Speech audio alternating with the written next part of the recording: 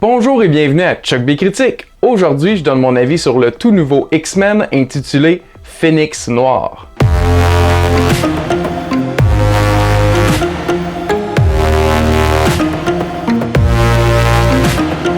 Le scénariste et réalisateur du film, Simon Kinberg, n'a qu'une réalisation à son actif, c'est-à-dire l'épisode final de la nouvelle série de Twilight Zone intitulée Blurry Men, que j'ai soit dit en passant adoré. Par contre, il a quand même produit beaucoup de contenu relié à l'univers des mutants, puisqu'il a écrit X-Men 3, l'affrontement final, X-Men Jour d'un avenir passé, X-Men Apocalypse, et il a aussi agi à titre de producteur pour les films de Deadpool, Logan, ainsi que mon préféré, X-Men Première Classe, sans oublier les séries The Gifted et Legion. Dans ce dernier opus de la franchise X-Men sous la bannière Fox, on retrouve nos mutants préférés interprétés par Michael Fassbender, Jennifer Lawrence, James McAvoy, Nicholas Hoult, Ty Sheridan, Evan Peters, Cody Smith-McPhee, Jessica Chastain et bien sûr Sophie Turner dans le rôle principal. Je préfère ne rien vous dévoiler sur l'histoire du film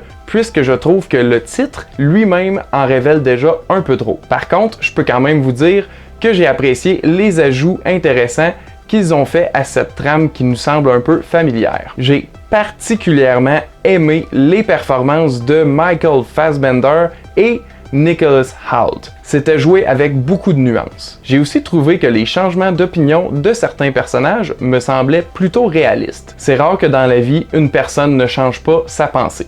J'ai vraiment adoré les costumes et les accessoires des X-Men en question.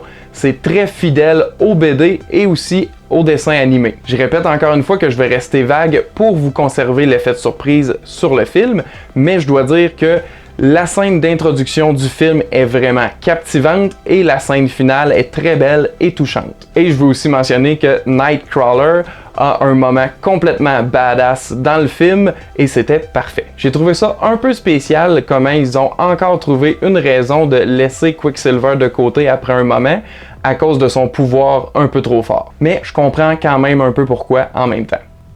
Je sais pas si c'est dans le contrat à Jenla, mais me semble que Raven aurait pu être un petit peu plus souvent en mystique qu'en forme humaine. Je suis vraiment surpris d'entendre parler que des gens ont pas aimé ce film-là, parce que personnellement, je l'ai trouvé très bon. C'est pas du calibre d'Avengers Endgame, mais ça reste vraiment une bonne conclusion à cette saga. J'irais même jusqu'à dire que je l'ai préféré aux 4 premiers X-Men et Apocalypse. Et je pense que je l'ai autant apprécié que Days of Future Past. Donc, ma note pour le film Phénix Noir est de 3 gars et demi qui connaissent rien sur 5.